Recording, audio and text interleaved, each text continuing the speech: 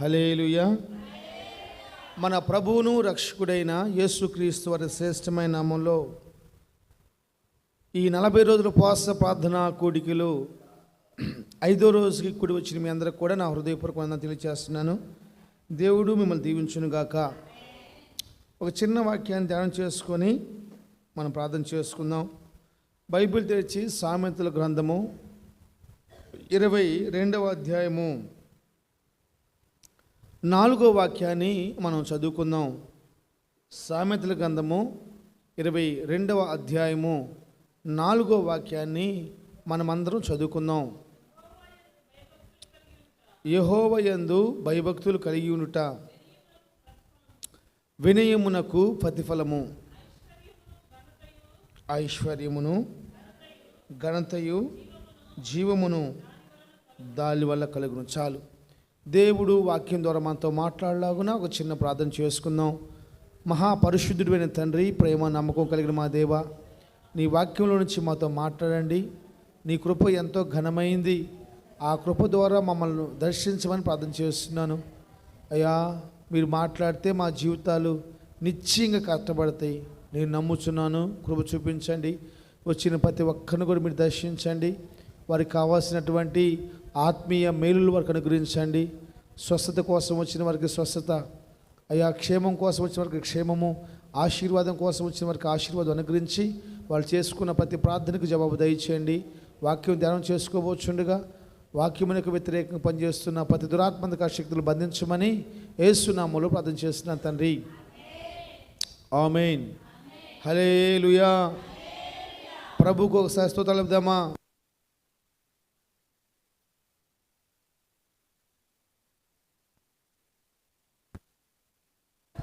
స్తోత్రం. చాలా సంతోషం. ఈ సమయంలో ఒక 2 మాటలు మనం జ్ఞాపం చేసుకుందాం. జాగ్రత్తగా నా వైపు చూస్తూ వాక్యాన్ని మనం విందాం. దేవుని బిడ్డలారా, యేసు ప్రభు వారు మనకి ఉపవాస ప్రార్థనలో మరొక మాట నేర్పించాలని ఆశపడుతూ ఉన్నాడు. అదేంటంటే, యెహోవాయందు దేవుని యందు భయభక్తులు కలిగి ఉండాలని, ఉదయకాలం దేవునికి మనం స్థలం ఇవ్వాలని, మన హృదయంలో స్థలం ఇవ్వాలని, మన నివాసంలో స్థలం ఇవ్వాలని ధ్యానం చేసుకున్నాం. ఈ సాయంకాలం రాత్రికాల సమయంలో ప్రభు మనతో మాట్లాడుతున్నాడు. దేవుని యందు భయభక్తులు కలిగి ఉండాలని చెబుతూ ఉన్నాడు. అంటే నిజంగా దేవునికి భయపడే వాళ్ళు ఎవరు? దేవునికి మనం చేయవలసిన శ్రేష్టమైన భక్తి ఏంటంటే దేవునికి భయపడటమే. ఎవరైతే దేవునికి భయపడతారో వారి జీవితాల్లో బైబిల్ సెలవిస్తుంది, ఐశ్వర్యమును ఘనతయు జీవమును దానివల్ల కలుగుతాయంట. హల్లెలూయా. దేవునికి భయపడితే ఐశ్వర్యము, దేవునికి భయపడితే ఘనత, దేవునికి భయపడితే జీవము నిత్యం కలుగుతాయంట. దేవునికి మనం భయపడగలిగితే ఎంత బాగుంటుంది. దేవునికి భయపడే వాళ్ళు ఎవరండి? దేవునికి భయపడే వాళ్ళు ఎవరు? జాగ్రత్తగా రండి. తక్కువ సమయంలో విలువైన మాటలు చెప్పాలని ఆశపడుతున్నాను. యెహోవాయందు భయభక్తులు కలిగి ఉండుట వినయమునకు ప్రతిఫలం అంట. ఈరోజు నేను చెప్పే వాక్యం ఒక పాఠం ఏంటంటే, వినయము ద్వారా వస్తున్నట్టు నేర్చుకోవాల్సిన విధేయతలో, వినయములో ఎన్ని ఆశీర్వాదాలు దాగుని తెలుసా? దేవునికి భయపడితే మొట్టమొదట మనకి వినయం రావాలి. దేవునికి భయపడటం ద్వారా దానికి వస్తున్న జీతం ఏంటంటే, దానికి వస్తున్న ప్రతిఫలం ఏంటంటే వినయం మనలో రావాలి. గర్వపు మాటలు తగ్గిపోవాలి, పొగరుతో కూడిన మాటలు తగ్గిపోవాలి, అహంకారంతో కూడిన మాటలు తగ్గిపోవాలి. కొన్ని సాక్ష్యాలు ఏంటంటే ఎంత బాగుంటాయండి. కలెక్టర్లు వచ్చి దేవుని మందిరాల్లో లెట్రిన్ బాత్రూమ్ కలుగుతున్నారంట. కోటీశ్వరులు వచ్చేసేసి మందిరంలో చెప్పులు స్టాండ్ కడ ఉంటున్నారంట. ఐఏఎస్లు ఐపీఎస్లు పెద్ద పెద్ద అధికారులు వచ్చేసేసి మందిరాలు ఊడుస్తున్నారంట. నువ్వు దేవునికి భయపడేవాడివైతే నీ కాడ వినయం కనపడాలి. దేవునికి భయపడేవాళ్ళారా, మీ కాడ వినయం ఉండాలి, ఒక విధేయత ఉండాలి, ఒక రెస్పెక్ట్ ఉండాలి, ఒక గౌరవం ఉండాలి, ఒక మర్యాద ఉండాలి. బైబిల్ చేతుల్లో పట్టుకున్న మనకాడ ఇవేవి కనపడవు. ఇవేవి కనపడలేదంటే అర్థం ఏంటి? నీ కాడ వినయం లేదని. నీ కాడ నా కాడ వినయం లేదంటే అర్థం ఏంటి? మనం దేవునికి భయపడతాదని.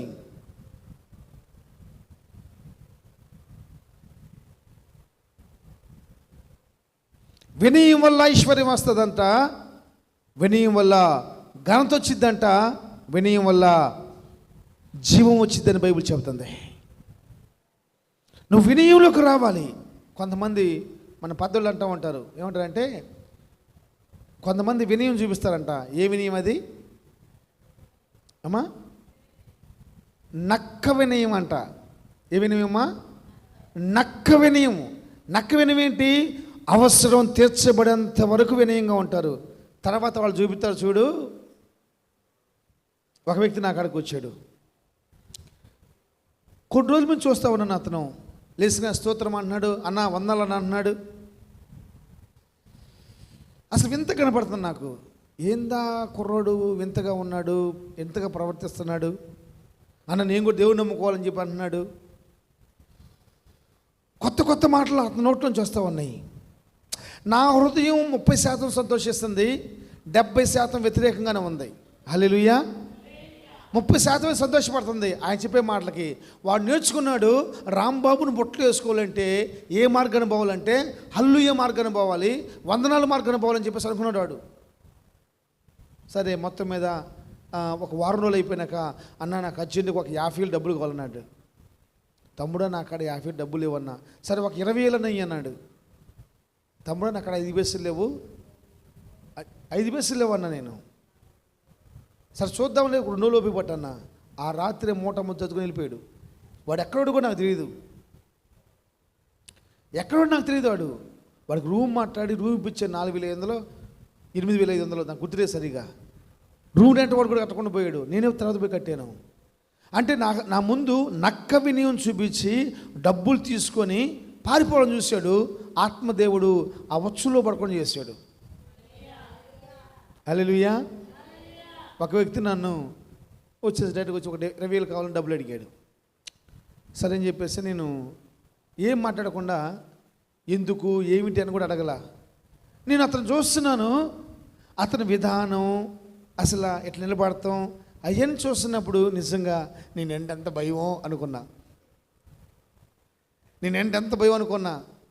సరే, నేను డబ్బులు ఇచ్చి తీసుకుని పోయాడు. నా కంటికి కనపడతలా, ఫోన్ చేస్తే ఫోన్ ఎత్తట్లేదు. ఫోన్ ఎత్తట్లేదు. సరే, వేరే నెంబర్లు చేస్తే ఫోన్ తీశాడు. ఏంది తమ్ముడా ఫోన్ చేస్తే ఫోన్ తీయట్లేదు ఏందంటే, ఏం లేదు సార్, నువ్వంటే నాకు భయం సార్, అందుకే ఫోన్ తీయట్లేదు అన్నాడు. మాకు ఆ నడిచిపోయాడు కదా. ఈరోజు కూడా నాకు డబ్బులు ఇలా. నక్క వినయాలు కాదు. నక్క వినయాలతో యెహోవా ఐశ్వర్యాన్ని అనుభవించలేం. నక్క వినయాలతో దేవుడిచ్చే ఘనతను పొందుకోలేం. నక్క వినయాలతోటి దేవుని జీవాన్ని పొందుకోలేం. యథార్థంగా హృదయాంతరంలో చూసేటటువంటి వినయం మనకు కావాలి.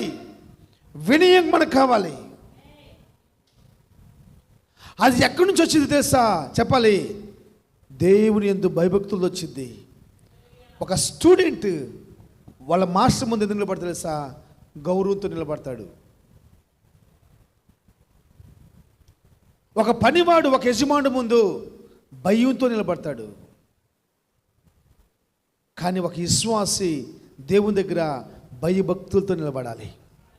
Praise the lord. హల్లెలూయా. ఒక విశ్వాసి ఎలా నిలబడాలి?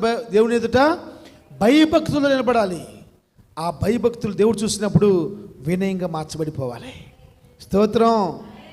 వినయంగా మార్చబడిపోవాలండి. అసలు వినయం అంటే ఏంటి? ఈరోజు మనం అదే ధ్యానం చేసుకోబోతున్నాం. వినయం ఏంటి? అసలు వినయం ఏ కార్యాలు తీసుకొచ్చిందో నేను ఆల్రెడీ మీకు చెప్పాను. అసలు వినయం అంటే ఏంటి చెప్పండి మా. వినయం అంటే, వినయంలో దాగుందని తెలుసా? బైబిల్ చెప్పింది, మీరు చదవద్దులే, అలానే మీకు తెలుసు. ఆదికాండం 37వ అధ్యాయంలో చదవద్దు, నాకే చూడండి. యేసోబుని యాకోబు అంటాడు, మీ అన్నలో అరే మనల్ని తీసుకొని పోయారు, సమాచారం నాకేం తెలియలేదురా, వాళ్ళు ఎలా ఉన్నారు కనుక్కొని రమ్మని పంపించలేకే ఈయన పోయి దేవుడు వెళ్ళిపోయాడు. యేసుని పట్టుకొని గుంటలేసేస్తారు, గుంటలేసేసేసి యేసు బండ్లు అందరూ కలిసేసి ఏమంటారు, ఒక మేకని చంపేసేసి దాని రక్తం పూసేసి యాకోబు గడికి వచ్చేసి నీ చిన్న కొడుకు, నీ ముద్దుల కొడుకు చనిపోయి అబద్ధం చెప్తారు. యేసుని ఐగుప్తుకు అమ్ముకొని ఐగుప్తుకు పోయినాక ఐగుప్తులో ఒక బానిసగా ఉండడు, ఒక జ్ఞానవంతుడిగా మార్చబడిపోయాడు. బానిస అంటే అర్థమైంది తెలుసా? బానిస అంటే వాడు చచ్చేంత వరకు వినయ విధేయతలతో ఉండాలి. వాడు చచ్చేంత వరకు తలెత్తి కూడా చూడకూడదు, ఇంతే ఉండాలి, తలెత్తి కూడా చూడకూడదు. అయితే అందరూ నక్క వినయాలు చూపిస్తున్నారు, దొంగ వినయాలు చూపిస్తున్నారు. వాడు యజమానుడు పోగానే సన్నాసోడు, వీడికి ఎప్పుడు తితో సావనుకుంటున్నాడు, రకరకాలుగా మాట్లాడుకుంటున్నారు. కానీ అన్యాయంగా అమ్మబడిన యోసేపు మాత్రం నో డస్ అసలు ఏం మాట్లాడతలా. అది పోతీఫరు చూశాడు. పోతీఫరు యోసేపును కొనుక్కొని తన ఇంట్లో పనివాడిగా పెట్టుకున్నాడు.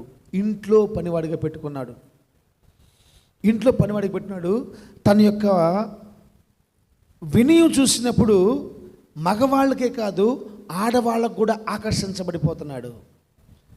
పోతీఫరు భార్యే తనను చూసినప్పుడు, తన సౌందర్యం చూసినప్పుడు, తన విధానం చూసినప్పుడు తనతో తప్పు చేస్తే బాగుండని ఆశ వచ్చేసింది. వినయం గలవాడు కదా. వినయం దేని వల్ల వచ్చింది చెప్పాలి. ఈ వినయం దేవుని వల్ల వచ్చింది అమ్మా. ఈ వినయం దేని వల్ల వచ్చిందమ్మా? యేసోబు వినయం దేని వల్ల వచ్చింది? దేవుని భయభక్తుల వల్ల వచ్చింది. మీకు ఆ ఫ్యాన్లు ఎత్తే ఆపితే మీరు మాట అంటారు, లేకపోతే మీరు ఫుల్ బాటిల్ తాగిన వాళ్ళలాగా ఉంటారు. ఎంత మొత్తుకుంటున్నా ఇంక నేను కూడా ఆ పాట పాడాలి. ఏ పాట అది? తన మతమేదో తనది. ఆ పాట పాడాలి ఇక్కడ కూర్చొని. మీ మతం మీదే, మా మతంలోకి రామన్నట్టున్నారు మీరు. హల్లెలూయా. యేసోబు జీవిస్తున్నటువంటి, యేసోబు చూపిస్తున్నటువంటి వినయం ఎక్కడి నుంచి వచ్చింది తెలుసా? దేవుని యందు భయభక్తుల ద్వారా వచ్చింది. నక్క వినయంతో వచ్చింది కాదు, దొంగ వినయంతో వచ్చింది కాదు. దేవుని యందు భయభక్తుల ద్వారా ఉన్న ఆ ఉంటాన్ని బట్టి వచ్చిన వినయాన్ని బట్టి పోతీఫర్ తీసుకొచ్చేసి తన ఇంట్లో పెట్టుకుంటే పోతీఫర్ భార్య అతని మీద కన్నేసిందంట. అక్కడి నుంచి బైబిల్ చెప్పింది పారిపోయాడు.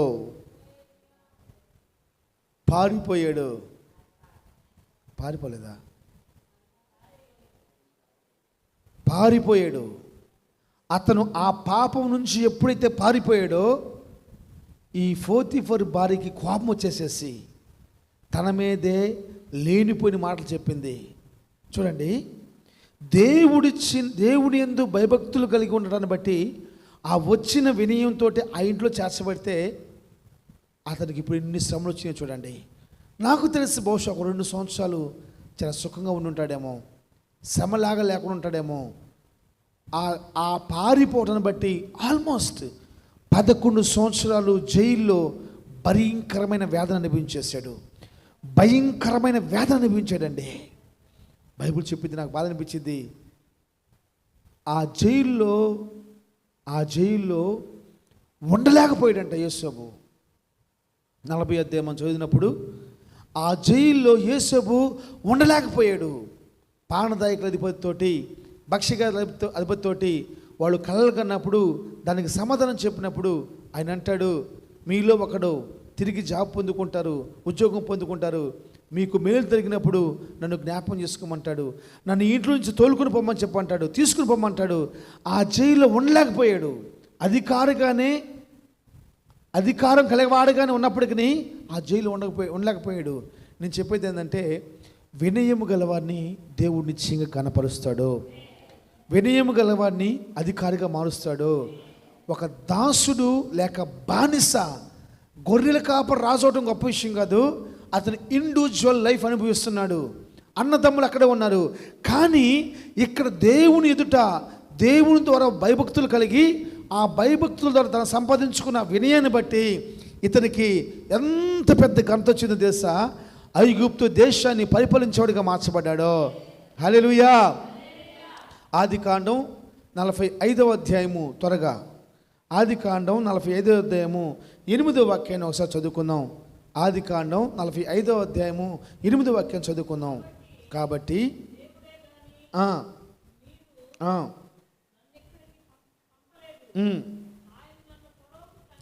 ఎవరికంట?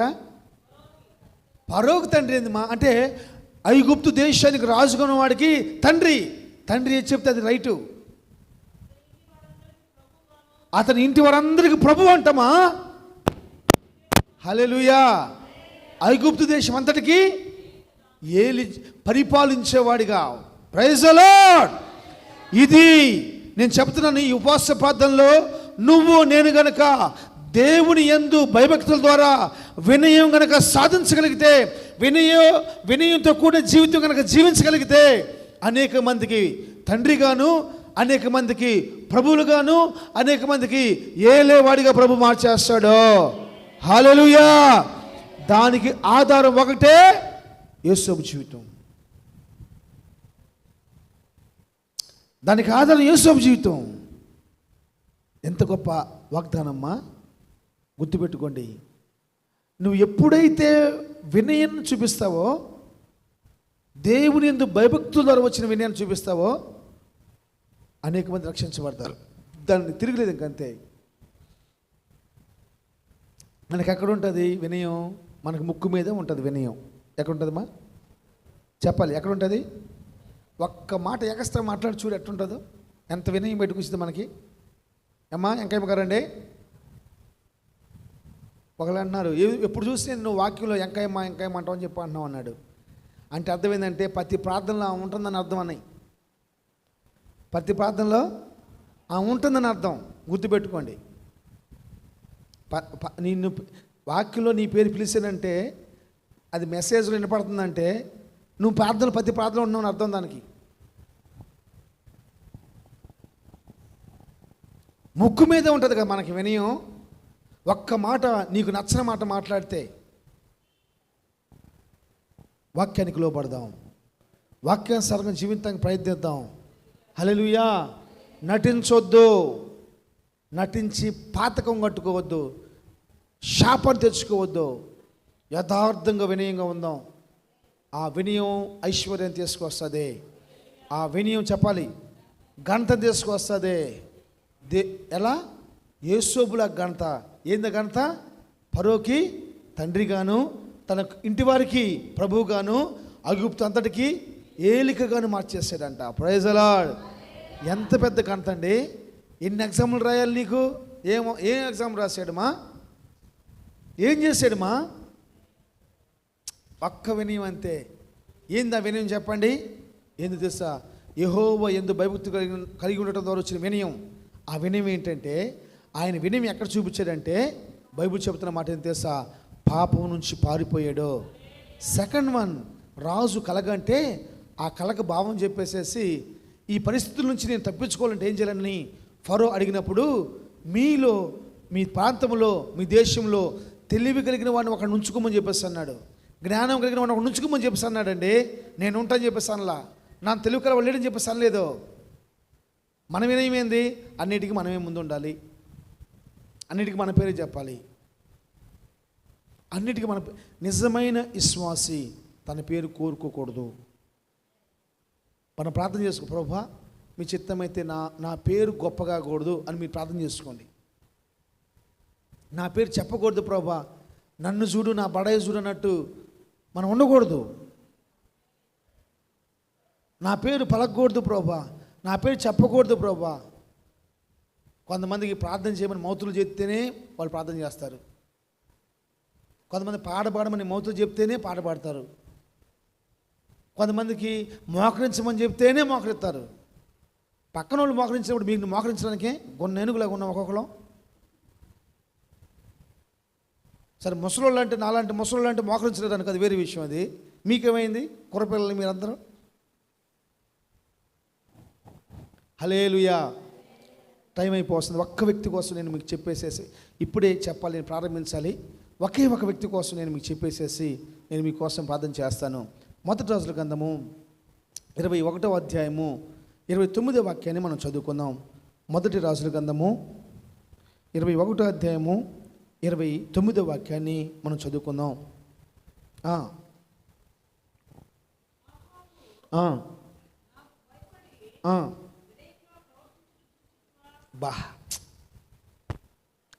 ఆహాబు నాకు భయపడి వినయముగా ప్రవర్తించుట చూచితివా? నాకు భయపడి అతడు వినయముగా ప్రవర్తించుట చేత అపాయము అతని కాలమందు సమీపింపకుండా ఆపి. Praise the lord. హల్లెలూయా. జాగ్రత్తగా రండి. నాకే చూడండి అందరూ. వాక్యం బోధిస్తున్న సత్యం తెలుసా? ఆహాబు నాకు భయపడి నా మాటకి వినయం చూపిస్తున్నాడు. ఎంత వినయంగా మార్చబడిపోయాడో. కాబట్టి నేను అతను ఏం చేస్తున్నాను చేసావా? అతన్ని పైకి రప్పించాలన్నా, నీ కుటుంబానికి రప్పించాల్సిన కీడు రప్పించకుండా తప్పిస్తూ ఉన్నాడంట. నాకు ఈ మాట చదివినప్పుడు అర్థమైంది తెలుసా? వినయము ఇంత అపాయాలను తప్పించిద్దా? 27వ వచనం. ఆహాబు ఆ మాటలు విని వస్త్రములు చింపుకొని గోనిపట్ట కట్టుకొని ఉపవాసం ఉండి గోనిపట్ట మీద పరుండి వ్యాకుల పడుచుండగా. చాలు, వ్యాకుల పడుచుండగా.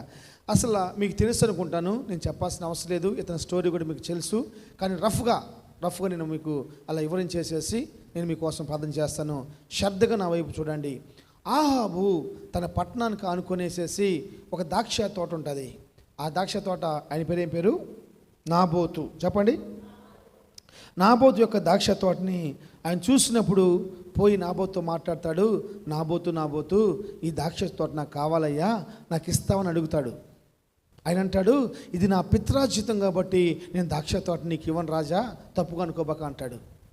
ఈయన ఏం చేస్తాడు? ఈ రాజుగారు ఏం చేస్తాడు? గబగబా రథం వేసుకొని ఇంట్లోకి పోయేసేసి బెడ్రూమ్లో మంచం ఎక్కి మూతి ముడుచుకొని పడుకుంటాడు. ఎలా ఉంటాడు? మూతి మూసుకొని పడుకుంటాడు.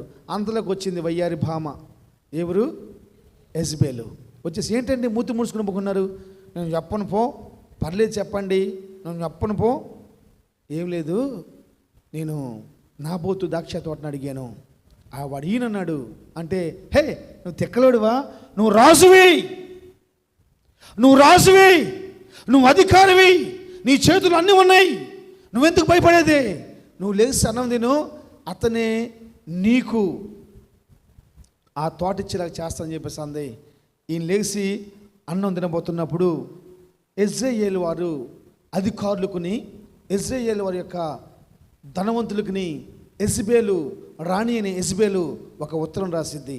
అంటే ఆ నాబోతు ఏ ఊర్లో ఉన్నాడో ఆ ఊరి పెద్దలకి, ఆ ఊరిలో ఉన్న ధనవంతులందరికీ ఉత్తరాలు ఎలా రాసిద్దంటే ఆహాబు రాసినట్టు రాసేసి పంపించిద్ది. ఏం పంపించిద్దంటే, రాజుకి వ్యతిరేకంగా నాబోతు మాట్లాడాడు.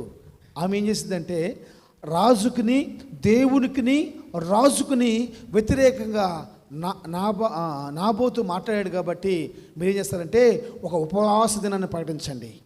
ఉపవాస దినాన్ని ప్రకటించేసేసి ప్రజలందరినీ సమకూర్చి ఇద్దరిని దొంగ సాక్ష్యాలు చెప్పే వారిని కుదుర్చుకొని ఆ సమాజం మధ్యలోకి వాళ్ళు వచ్చేసేసి, ఇదిగో ఈ నాబోతు అనేవాడు ఊరు మొత్తం రావాలి, మనలాగా కాదు, ఊరు మొత్తం రావాలి. వాళ్ళు ఏదైనా చేయాలనుకుంటే ఊరు మొత్తం కలిసి వచ్చి ఉపవాస ప్రార్థన చేయాలి. వాళ్ళు ఉపవాస ప్రార్థన, పెద్దలు కదా, పెద్దలు చెప్పిన మాట వినాలి కదా, డబ్బున్న వాళ్ళు కదా, వాళ్ళు చెప్పిన మాట వినాలి కదా. వాళ్ళే ఉన్నారు ముందు, డబ్బున్న వాళ్ళు ఉన్నారు, పెద్దలు ఉన్నారు. యేసు నామములో ధనవంతులు దేవుని మందిలో కనపడుదురు గాక. పెద్దలు సంఘాల్లో తాగుబోతు పెద్దలుగా కాదు, ఆత్మాభిషేకం పడ్డ పెద్దలుగా మార్చబడుదురు గాక. ఆమేన్. వాళ్ళు పిలిచారు, అందరూ వచ్చేసారు. నాబోతు కూడా వచ్చేసాడు. కూర్చొని వేసేసి ప్రార్థన చేసుకున్న సమయంలో ఎవరినైతే డబ్బులు కుదుర్చుకున్నారో వాళ్ళు వచ్చి నాకెళ్ళి చూడండి వాళ్ళు వచ్చేసేసి అంటున్నారు, అయ్యో అయ్యో ఈ నాబోతు దేవునికిని మన రాజుగారికి వ్యతిరేకంగా మాట్లాడండి అనగానే యెజబెల్ రాసి పంపించిన ఉత్తర్వుల ప్రకారం అతని రాళ్ళతో కొట్టి చంపేయమంటుంది. యెజబెల్ చెప్పినట్లే అతని రాళ్ళతో కొట్టేసేసి ఊరు బయటికి తరివేసి చంపేస్తారు. ఊరితో ఆ ఊరందరూ ప్రజలందరూ కలిసి రాళ్ళతో కొట్టి చంపేస్తారు. చంపేసినప్పుడు వెంటనే ఒక ఉత్తరం రాస్తారు. ఆ గ్రామం యొక్క పెద్దలను, ధనవంతులు ఉత్తరం రాసేసి, అమ్మ రాణిగారు అండి, ఇక్కడ సంగతి నాబోతు చనిపోయాడు. నాబోతు చనిపోయాడు.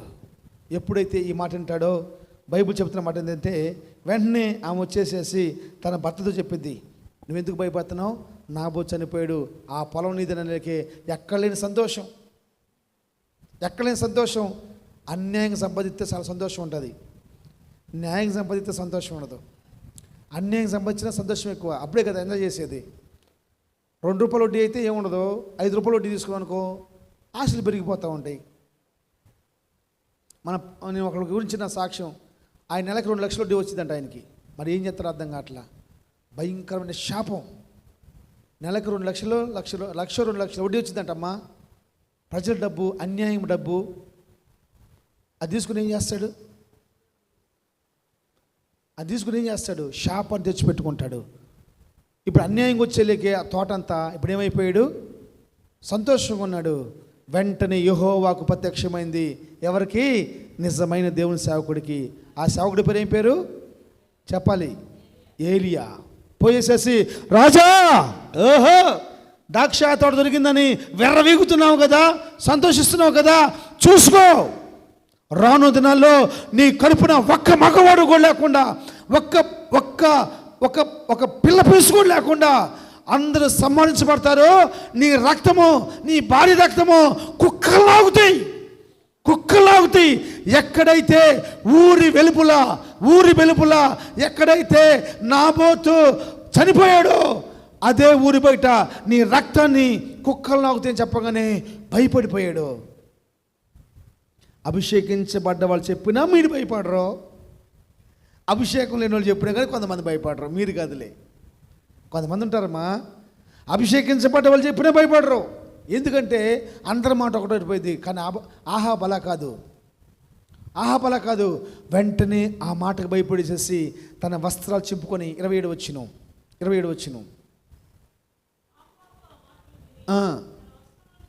ఏ మాటలు? నీ రక్తాన్ని కుక్కలు లాగుతాయి, నాబోతు ఎక్కడ చనిపోయాడో అక్కడే నువ్వు చనిపోతావు అని చెప్పంగానే ఏమైపోయింది? భయపడిపోయి వస్త్రాలు చింపుకొని ఏం చేశాడు?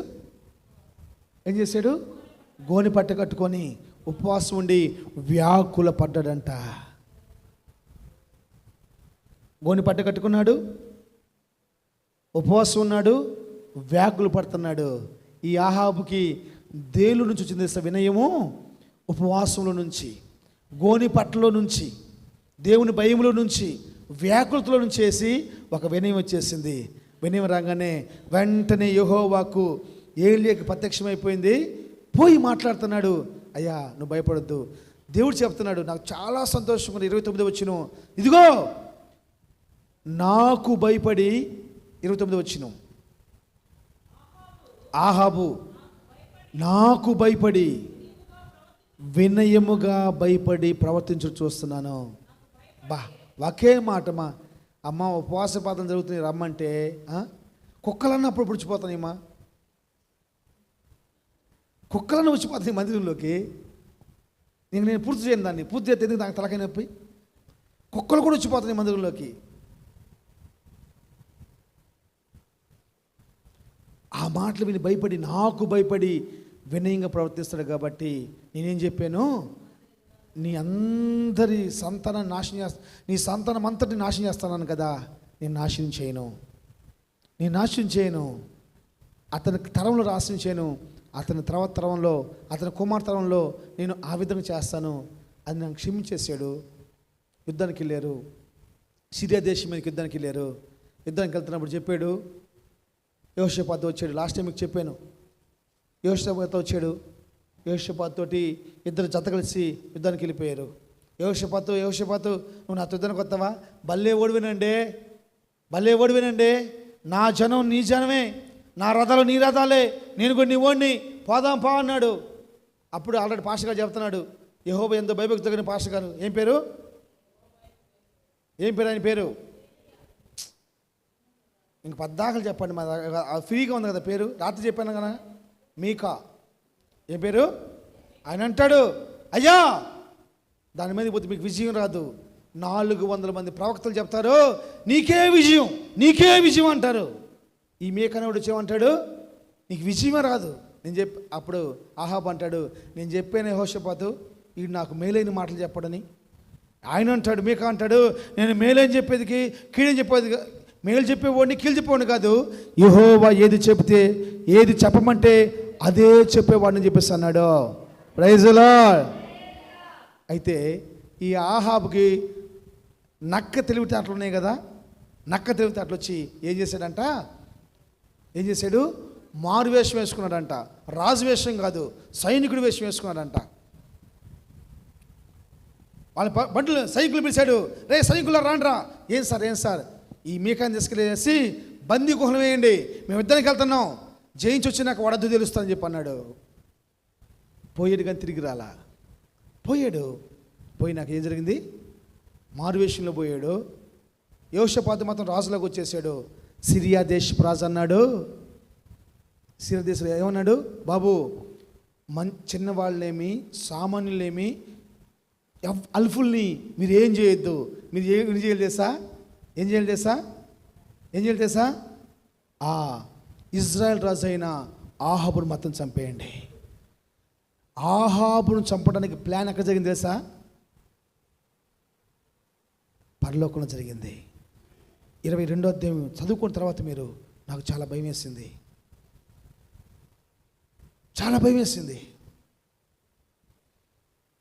ఈ మారువేషంలో ఉన్నాడు, ఎవరు పట్టేసుకుంటా ఆహాబుని?